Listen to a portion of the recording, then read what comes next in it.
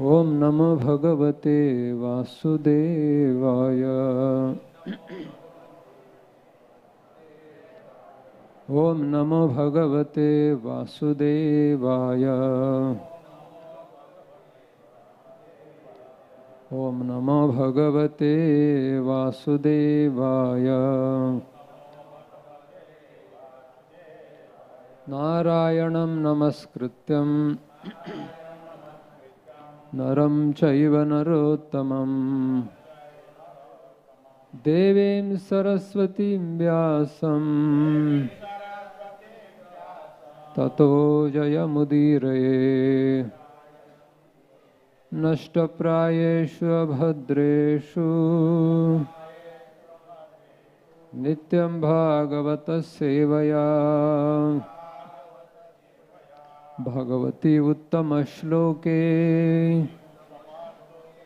भक्तिर्भवति नैष्ठिकी। ॐ अज्ञानतिमिरान्धस्य ज्ञानाञ्जनशलाकया चक्षुरुन्मिलितं येन तस्मै श्रीगुरुवे नमः। नमो विष्णुपादाय कृष्णप्रेष्ठाय भूतले श्रीमते भक्तिवेदान्त स्वामिनिति नामिने। नमस्ते सारस्वती देवे गौरवाणी प्रचारिणे निर्विशेष शून्यवादी पाश्चात्य देशतारिणे। श्री कृष्ण चैतन्य प्रभु नित्यानंद श्री अद्वैत गदाधर श्रीवासादि गौर भक्त वृंद। हरे कृष्ण कृष्ण कृष्ण हरे हरे हरे राम राम राम हरे हरे। हरे Krishna. Reading from Srimad Bhagavatam, Canto 1, Chapter 19, Text number 32.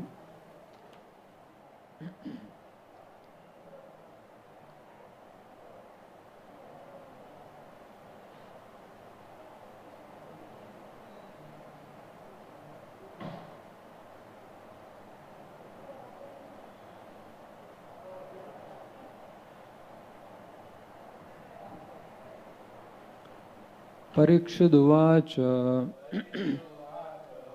अहो अद्य वयं ब्रह्मन्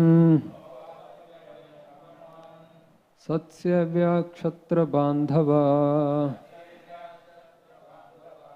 कृपयातिथिरूपेण भवद्भिस्तीर्थका कृता। अहो अद्य वयं ब्रह्मन् सत्सेव्यां क्षत्रबान्धवा कृपयातिथिरूपेण भवद्भिस्तीर्थका कृता। परीक्षिदुवाच अहो अद्य वयं ब्रह्मन् सत्सेव्या क्षत्रबान्धवा कृपयातिथिरूपेण भवद्भिस्तीर्थका कृता।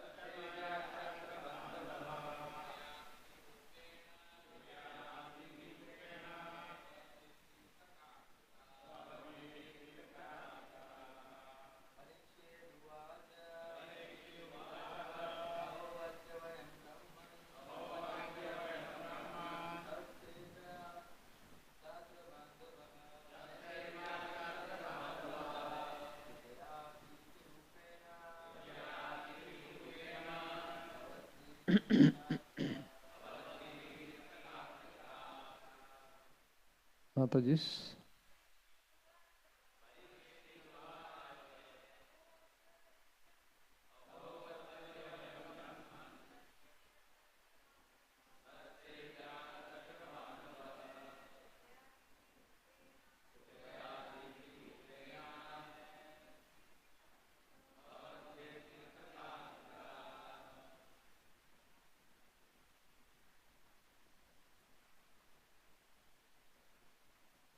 Parikshit Uvacha. The fortunate Maharaj Parikshit said, Aho, ah, adya, today, vayam, we, Brahman, O Brahmana, Satsevya, eligible to serve the devotee, Kshatriya, the ruling class, Bandhava, friends, Kripaya, by your mercy, Atiti Rupena, in the manner of a guest, Bhavadbhi, by your good self, Tirthaka, qualified for being places of pilgrimage, Krita, done by you. Translation and purport by His Divine Grace, A.C. Bhaktivedanta Swami Srila Prabhupada. Translation. The fortunate King Parikshit said, O Brahman, by your mercy only you have sanctified us, making us like unto places of pilgrimage, all by your presence here as my guest. By your mercy, we who are but unworthy royalty become eligible to serve the devotee. Purport. Saintly devotees like Shukadeva Goswami generally do not approach worldly enjoyers, especially those in royal orders. Maharaj Patraprudha was a follower of Lord Chaitanya, but when he wanted to see the Lord refused to see him because he was a king. For a devotee who desires to go back to Godhead, two things are strictly prohibited: worldly enjoyers and women. Therefore, devotees of the standard of Shukadeva Goswami are never interested in seeing kings. Maharaj Parikshit was, of course, a different case. He was a great devotee, although a king, and therefore Shukadeva Goswami came to see him in his last stage of life. Maharaj Parikshit, out of his devotional humility, felt himself an unworthy descendant of his great Kshatriya forefathers, although he was as great as his predecessors. The unworthy sons of the royal orders are called Kshatriya Bandhavas, as the unworthy sons of the Brahmanas are called as Dvija Bandhus or Brahma Bandhus. Maharaj Parikshit was greatly encouraged by the presence of Shukadeva Goswami. He felt himself sanctified by the presence of the great saint, whose presence turns any place into a place of pilgrimage. Hare Krishna. So I would like to welcome all devotees for discussing Srimad Bhagavatam this morning. Thank you for coming. In the last chapter we saw how Parikshit Maharaj was cursed by Shringi, the Brahman boy. And in this chapter we heard that how Parikshit Maharaj accepted the curse and renounced his kingdom. Then he submitted himself to the sages on the banks of Ganges, and later on Shukadeva Goswami walks in directly. And Parikshit Maharaj receives Shukadeva Goswami. And in today's verse we see how Maharaj Parikshit is glorifying Shukdev Goswami, and in future he will ask very pertinent questions.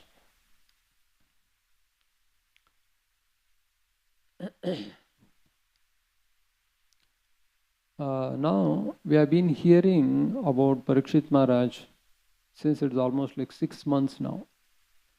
Continuously we are hearing about only one personality, Parikshit Maharaj, and how he about his exalted birth, how he received age of Kali, how he rewarded age of Kali, and how he punished Kali, and later on how he was cursed himself by an inexperienced Brahman boy Shringi. And this is how Srila Prabhupada wanted us to hear Srimad Bhagavatam. That he wanted us to come together and hear Srimad Bhagavatam, and he directed that we should take one verse at a day, one verse at a time, and go on discussing like that. And when we follow his method of understanding and reading Bhagavatam and speaking Bhagavatam, it is very wonderful, because here it is not that one or two persons are employed to speak about Bhagavatam. Prabhupada wanted us, all his devotees who are qualified, to come forward and share their realizations. And when qualified speakers come forward and they speak about the glories of Srimad Bhagavatam, and when they share their own realizations, their experiences, and their own viewpoint on a particular verse or a particular personality, what happens is that we get the complete picture of that personality, and that adds to the glory of the person under discussion. And this is how Srila Prabhupada wanted us to hear Bhagavatam. Unlike the professional Bhagavatam speakers, there is only one speaker and he goes on speaking, and that too only limited portions of Srimad Bhagavatam, especially the 10th canto. And then within 7-8 days everything is ended, and then they'll see next whenever they meet. Therefore it is said that Nityam Bhagavata Sevaya. Bhagavatam should be heard on a daily basis and in a manner directed by pure devotees like Srila Prabhupada. Then it gives rise to devotional service in the heart. So far we have heard from various speakers about the incredible glories of Parikshit Maharaj and Shukadeva Goswami. And in today's verse we see that how Parikshit Maharaj is surrounded by all the sages. And Shukadeva Goswami has already walked in. And Parikshit Maharaj is going to ask questions now. Although time is very less, only 7 days, he is about to die. He is in hurry. At the same time, he is not in hurry also. He is in hurry because he has to die within 7 days, but he has enough time to inquire.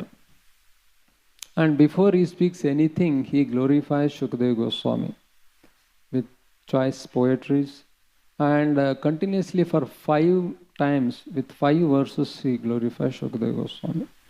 Although he is in great danger of going to embrace death within 1 week, and he has all the time to glorify Shukadeva Goswami with not 1, 2 or verses, but for 5 verses. With 5 verses he is going to glorify Shukadeva Goswami.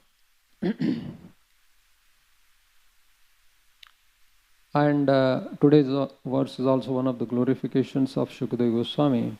Just like a ideal disciple, when he comes in front of his spiritual master, he glorifies. Just like we also glorify during Mangalarti, and then during our Guru Puja, we glorify our spiritual masters and Srila Prabhupada. And Shukadeva Goswami is being glorified in this case by Parikshit Maharaj. And in the purport, Srila Prabhupada mentions about Prataprudra Maharaj, how he was rejected by Lord Chaitanya. Although he was a great qualified devotee and wonderful king, but still Chaitanya Mahaprabhu did not like to see him, meet him. The reason he gives that he is an worldly person, he is a king. That means he has so many attachments, so many allurements, so such a royal opulence. How can he thinks, Lord Chaitanya, how can I meet a person of that category? Therefore he rejects him externally. Later on he meets him. And traditionally this is how great sages, they would not meet kings because of their worldly attachments, because they are surrounded by so much of opulence and this and that. But here in Shukadeva Goswami has personally walked into the assembly. Nobody has invited him there. He has come directly. And everybody understands his glorious qualifications, and then they get up to receive him. And Shukadeva Goswami directly goes and then sits on the Vyasasana. That means it's perfectly orchestrated by the Supreme Lord. Although nothing is there, nobody has organized this kind of a program here. Of course, there is one program or one organizer, that is Lord Krishna himself has organized. Therefore, everything is taking place very peacefully, very systematically. And Parikshit Maharaj, he has received him and he is now glorifying him. And Shukadeva Goswami is now willing to give his audience to Parikshit Maharaj. And these are the indications that Parikshit Maharaj is no ordinary king. He is a great exalted Paramahamsa devotee. And therefore, Lord Krishna has organized this program, and Shukadeva Goswami is personally coming forward and going to give his audience. So therefore there are two kinds of Rajas, kings. One is Raja, simply a king. Another one is Rajarshi. A Rajarshi is somebody who is externally looks like a king and he deals like a king, but internally he is no king. He is a sage or Rishi. Therefore, the word used here in this case is Rajarshi. He is Raja, at the same time he is a Rishi. Rishi is somebody, or sage is somebody who is totally detached from the worldly attachments and completely attached himself to the devotional service and to the Supreme Lord. So therefore it is said that about the detachment of Shukadeva Goswami, Parikshit Maharaj, it is said that Atma Jaya Sutagara Pashu Dravina Bandhushu Rajye Chavikalam Nityam Virudam Mamatam Jaho. So as a result of his wholehearted attraction towards Lord Krishna, Parikshit Maharaj was able to keep all these attachments. And they are 8 in numbers. Atma, his personal body. Jaya, his wife. Suta, his children. Agara, his beautiful palace. Pashu, his animals like horses and elephants. And his treasury, which is called as Dravinam. And Bandhushu, his friends and relatives. He is surrounded by these 8 insurmountable attachments, and he has given up very easily. How is it possible? because he has already attached himself to the Supreme Lord, Krishna. So therefore, when somebody is attached himself to the supreme most attractive personality, then these things doesn't matter so much. So therefore, he has no attachments to these worldly things, and he has given them up and walked in the assembly of the sages. So whenever we discuss about the simplicity of renounced order, these verses quoted, this verse, Atmajaya Sutagara. And the point is that a grahastha or a king like Shukdev, Parikshit Maharaj has to deal with these 8 items. However, a renunciate doesn't have to take care of these so many items. He has only one thing to take care. What is that? His own personal body. That's all. Because the rest of the other 7 things doesn't exist only in his life. Therefore, he is totally free. But we also see that how difficult it is to just take care of one's own body and perform devotional service. So then we can understand the challenge which is in front of all the grahasthas and also King Parikshit here, that he has given up all the attachment to these 8 things which are very, very difficult to give up, and he has managed to come into the assembly of the sages, and is now willing to sit and hear continuously from his spiritual master, Shukdev Goswami. So this is an amazing sense of detachment we see in the personality of Parikshit Maharaj. So it is just like, on the day of Dwadashi, maybe we have fasted even from water, on just like days of Nirjala Ekadashi, and on the day of now Dwadashi, now the prasadam is ready and time is perfect. Then if somebody tells that you just look at the prasadam, you don't honor it, how it appears. Who can actually think like that? So personality like Parikshit Maharaj, he can look at the feast, but still he can be detached from that.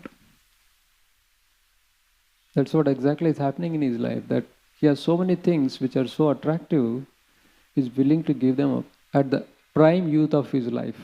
Not that he was old person, now he has to give them up, and anyway, now I cannot anymore enjoy them, so it is easy to give them up. So that is not the case with Parikshit Maharaj. He is an able king, perfectly able to manage all these things, but still he is willing to give them up, because he knows that these things are temporary, and what is permanent is that already I have in my heart, so there is no problem in giving them up. So this is an exalted nature, devotional nature of Srila Parikshit Maharaj. Therefore, he is aptly called as Rajarshi. And Queen Kunti also has said in Bhagavatam, Janmaishwarya Shuta Shri Edamada Madapuman Naivarati Va Abhidhatum Vai Tvam Akinchana Gocharam. And when we look at the personality of Parikshit Maharaj, he has all these 4 items with him. He is a great Janma, parentage, that is a descendant of Pandavas, such a great exalted birth he has, parentage. And then Aishwarya, what is because of Aishwarya? He is the emperor of the entire planet Earth. Not some small kingdom or some small state, but he has sovereignty over the entire world. Aishwarya Shruta, he is well versed with the scriptures himself. And Shri, he has perfectly healthy and beautiful body. Attractive personality, a great Kshatriya, who could manage to subdue Kali himself. You can understand the prowess and personality of Parikshit Maharaj. Although he is possessing all these items, but still he considers himself as akinchana. Akinchana is somebody who is like a beggar. Akinchana means one who has nothing. And for such a person, akinchana, gochara. Gochara is that one can see. One who has this kind of a mentality, he can see the Lord. Otherwise, it is not possible, as per the statements given by Kunti. So, Parikshit Maharaj, although surrounded by so many allurements, still he thinks that he is a beggar. It is very difficult to think like that when somebody is surrounded by so many opulences and so much of power and prowess and whatnot, and still consider oneself as a beggar. So this is the glory of Parikshit Maharaj, that he considers himself as a beggar, akinchan. Therefore he can give up all these things because he understands anyway they are not mine. He can give these things up because he understands that they are not mine. That's not his. Therefore he has no problem giving them up. So thus Srimad Bhagavatam is replete with the glorious qualities of Parikshit Maharaj. Just to name a few of them, that first one is the Bhagavata Uttama. He is a first-class devotee of the Lord. And is a Manavardhana. That means he enriches the prestige of his dynasty, the Pandavas. Then it is mentioned that he is Bhagavati Arpita Ashraya. He is consciously surrendered to the Lord. Not just surrendered to the Lord, but he is consciously surrendered to the Lord. Sarangaiva Sarabhuk, fourth quality. He is the person who knows what to accept and what to reject. He knows that in the words of Bhaktivinoda Thakur, he is Saragrahi Vaishnava. Saragrahi Vaishnava, he knows what to accept and what to reject. Paramhamsa, just like Paramhamsa. Or just like a bee. Honey bee. And he is Narendra, the king, the best among the humankind. Dharmapala, he is a protector of the religion. Brihachrava, he is highly celebrated. He is highly celebrated king. Mahabhagavata, second time it is mentioned about his qualities being a Mahabhagavat. He is a first-class devotee of the Lord. Paramhamsa devotee.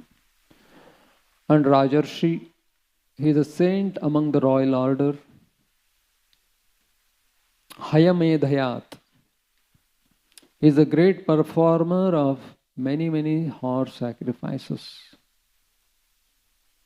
And Apapeshu, completely free from all kinds of sins. These are his qualities. And that is not the end, by the way. There are more to add to the glories.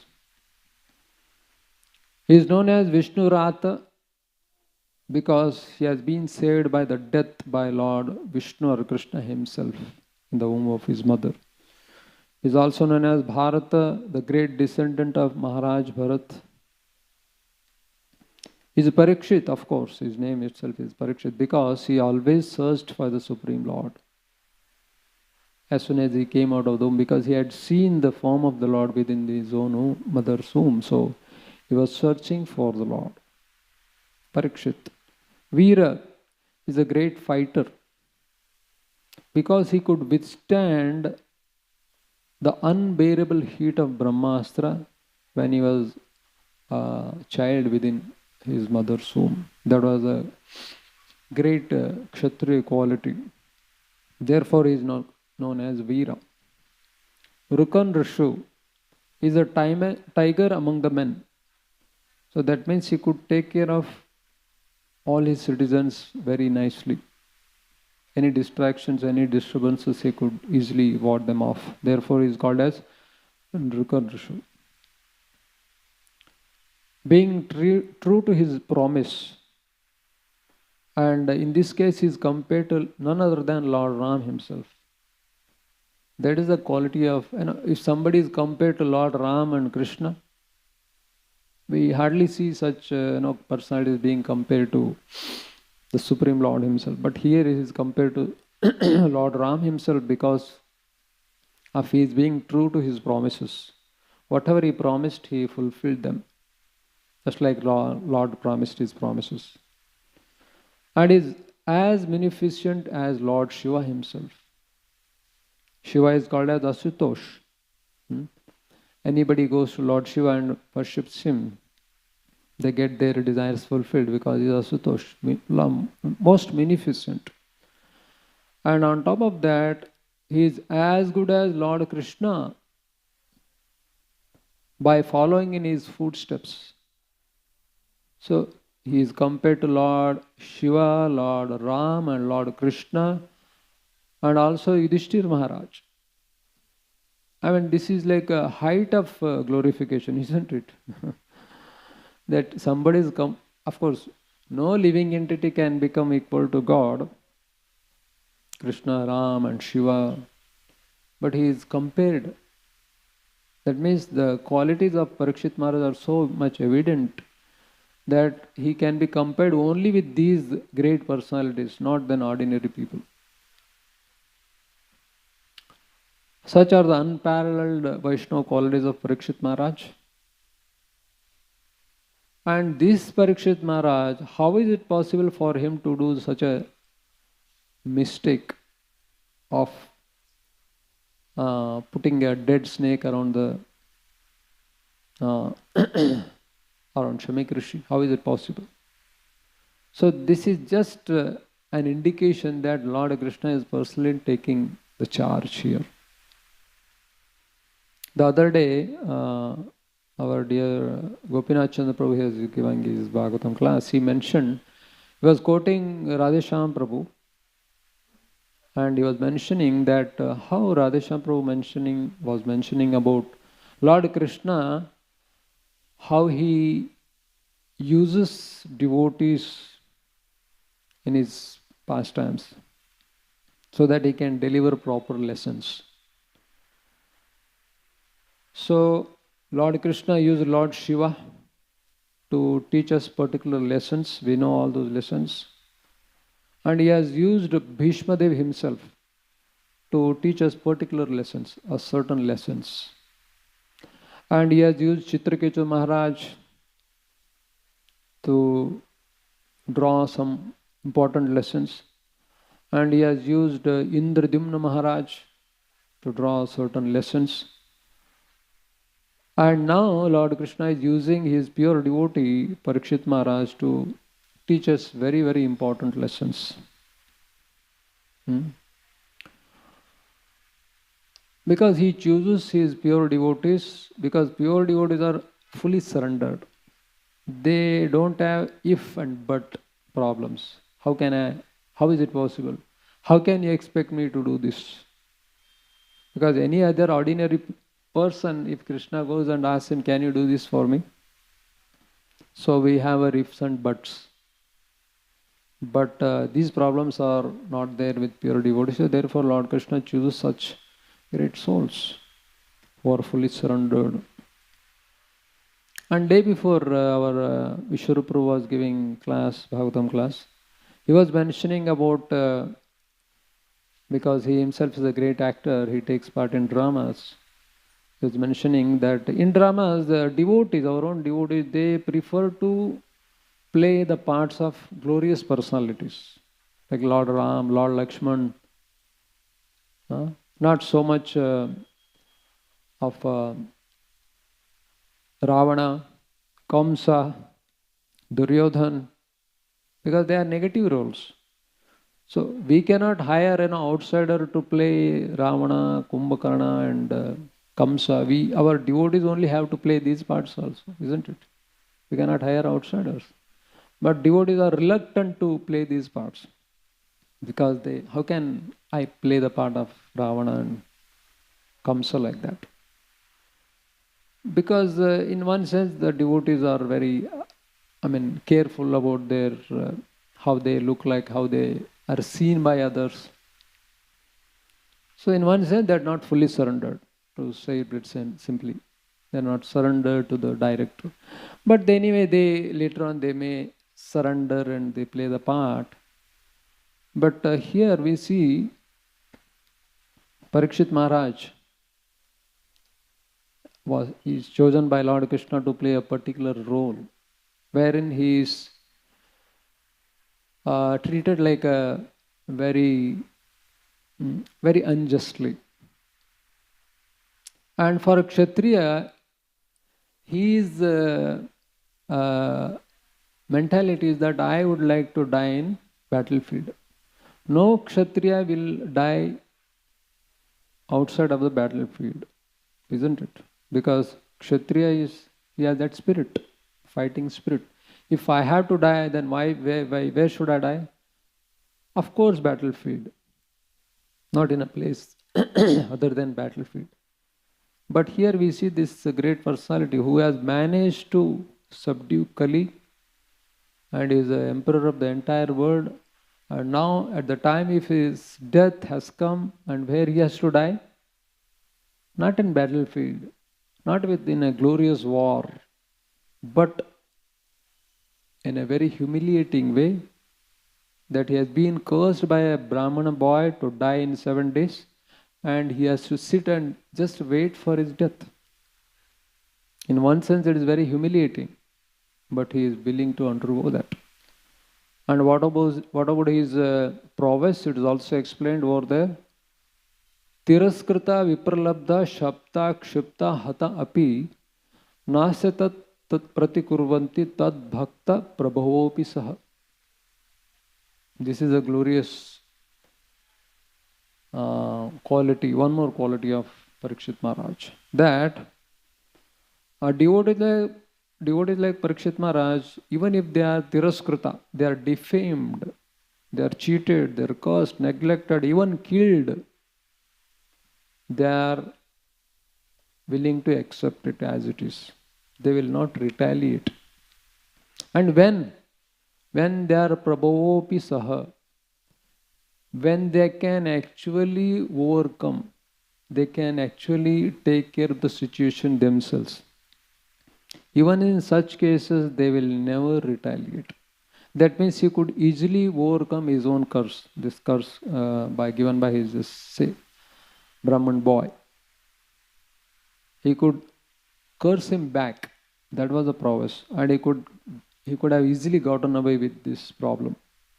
And he would have ruled the kingdom, and then everything would have gone very smoothly in the life of Parikshit Maharaj, because he could retaliate properly.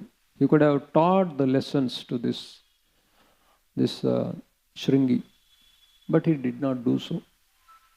We may undergo so many problems and still we think that we are tolerating, we are somehow or other going on with our problems.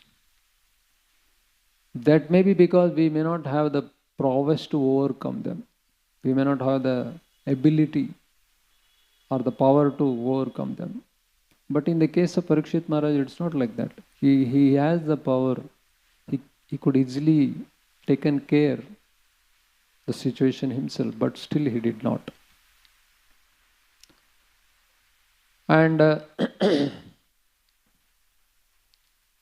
even when we think of of devotees, our role models are like Arjun or Hanuman, etc.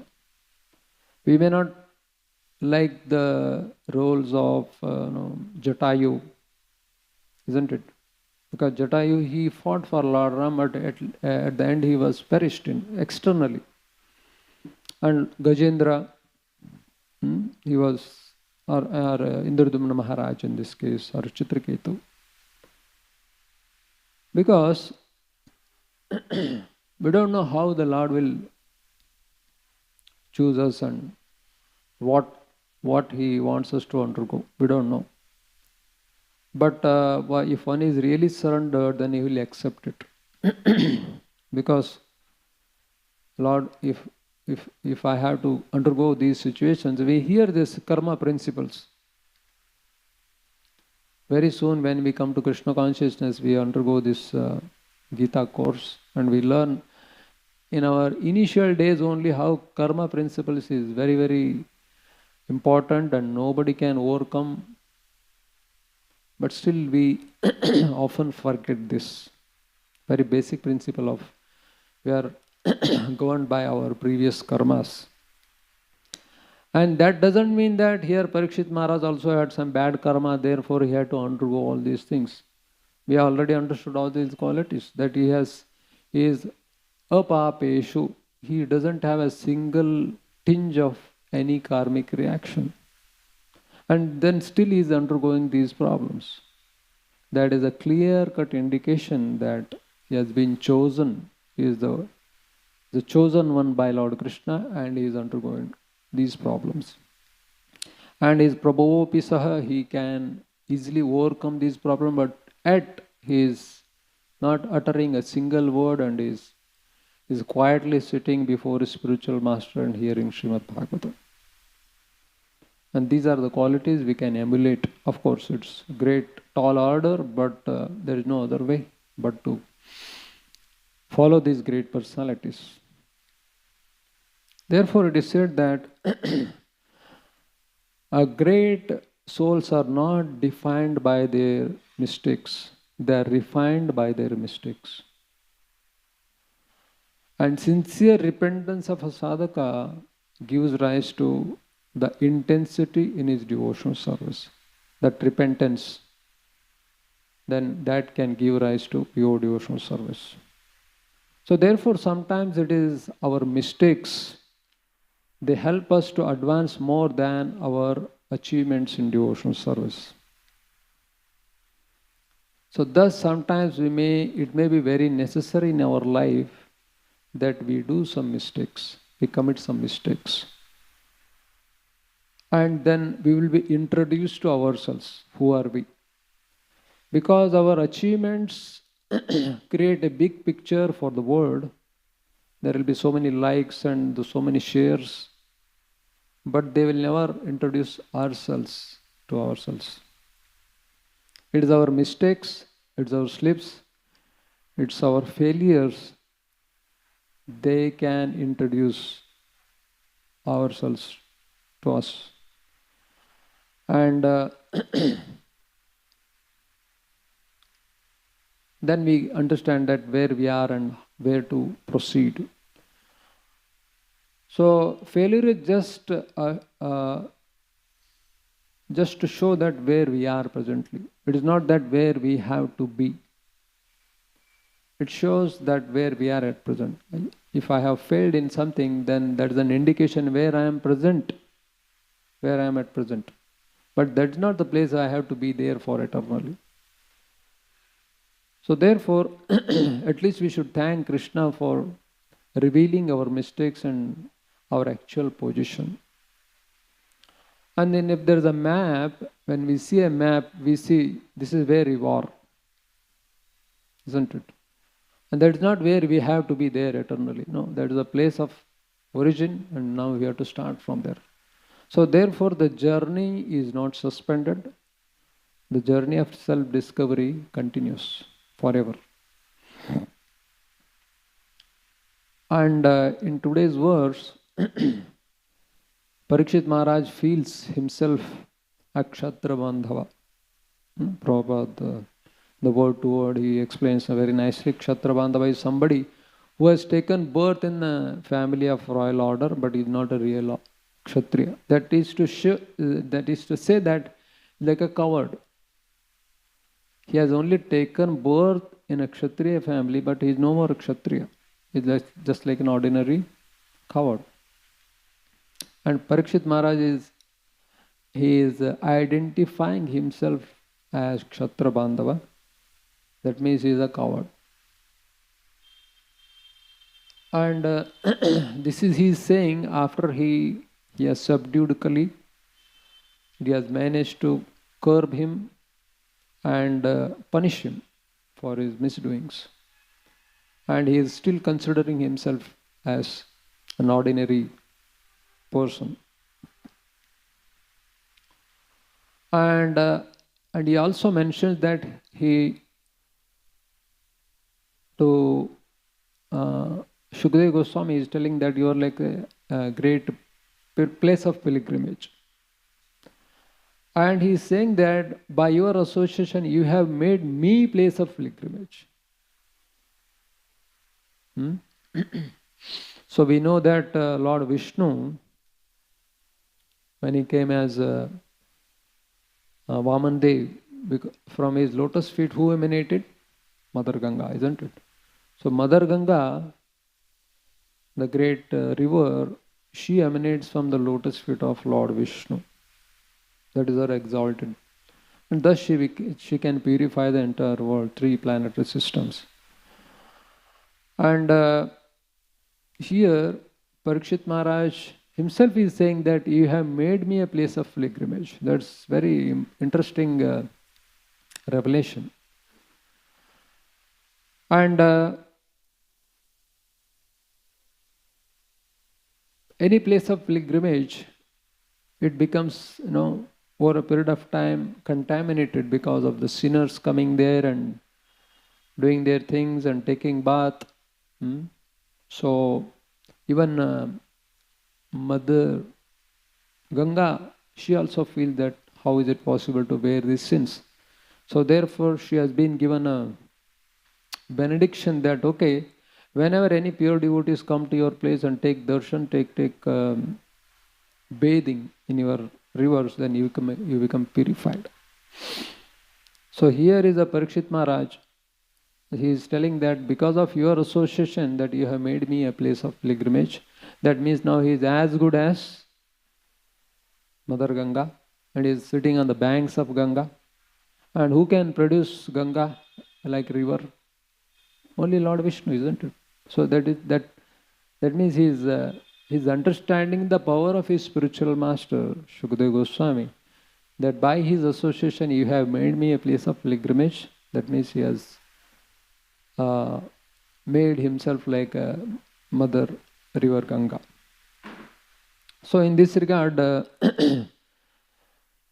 Vidura is glorified in Srimad Bhagavatam. Bhavad Vida Bhagavatas Tirtha Bhuta Swayam Vibho Tirthi Kurunti Tirthani Swantasthena Gadabrata. It is said that devotees who carry Lord Krishna within their hearts are capable of purifying even the holy places, what to speak of any ordinary people. That is a purity and that is a prowess of pure devotees of the Lord, because they are carrying Lord Krishna within their hearts. Similarly, we see that Narottam Das Thakur also in one of his composition, he speaks about this same thing. He says that Gangara Parasha Hoile Pashatya Pavana Darshana Pavitra Kori Ei Tumara Gun. That after bathing in Ganga for many, many times, one becomes purified. But he said that just by taking darshan of a pure devotee, one is immediately purified. That is the prowess of pure devotee. So, devotees like Parikshit Maharaj are very, very humble, and they are willing to bow down for any situation. Just like, a fruit-bearing tree, it is humbled because of carrying so many good fruits. Therefore, it humbles himself. However, a proud tree which may not produce any tree, he stands still because he doesn't have anything to offer. So therefore, he may stand still. So therefore, although we have heard so many glorious qualities of Parikshit Maharaj, he is compared to Lord Shiva, he is compared to Lord Ram, he is compared to Lord Krishna, Yudhishthir Maharaj and whatnot. But still, he has been cursed in a very, very miserable way, but he is willing to accept it. He doesn't have anything to say. because he understands that this is the will of the Lord, so no problem, I am going to accept it as it is. And he is willing to sit down. All the great Kshatriya, any Kshatriya wouldn't die in a place like that, but is sitting in front of his spiritual master, surrounded by sages, helplessly waiting for the death. Of course, in the meantime, he is relishing the nectar of Bhagavatam.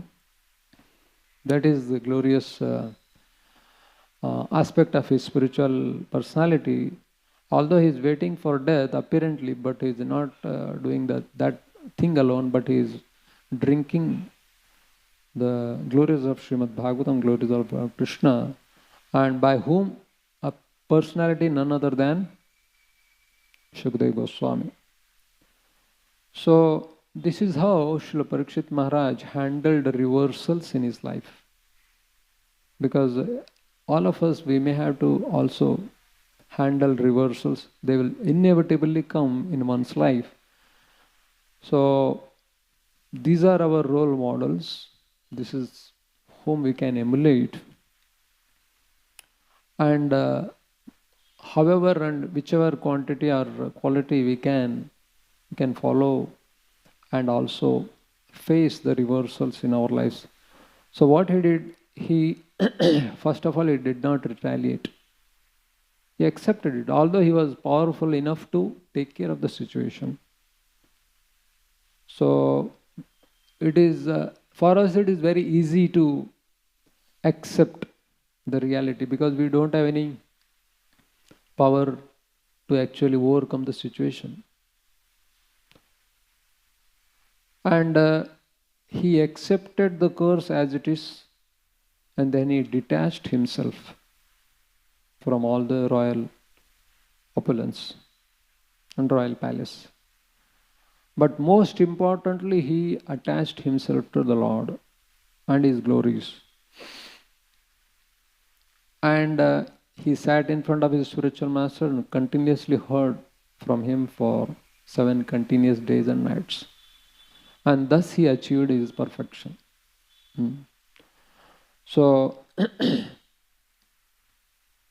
these are the icons of Srimad Bhagavatam, whom we can follow in our own lives, with our own extent, and then we can also lead a life of our devotional service and perfect our lives. Hare Krishna, Krishna Krishna, Hare Hare, Hare Ram, Ram Ram, Hare. ग्रंथराज Shrimad Bhagavat Mahapuran की जय, श्रील प्रभुपाद की जय, श्री परीक्षित महाराज की जय। निताय गौर प्रेमानंदे।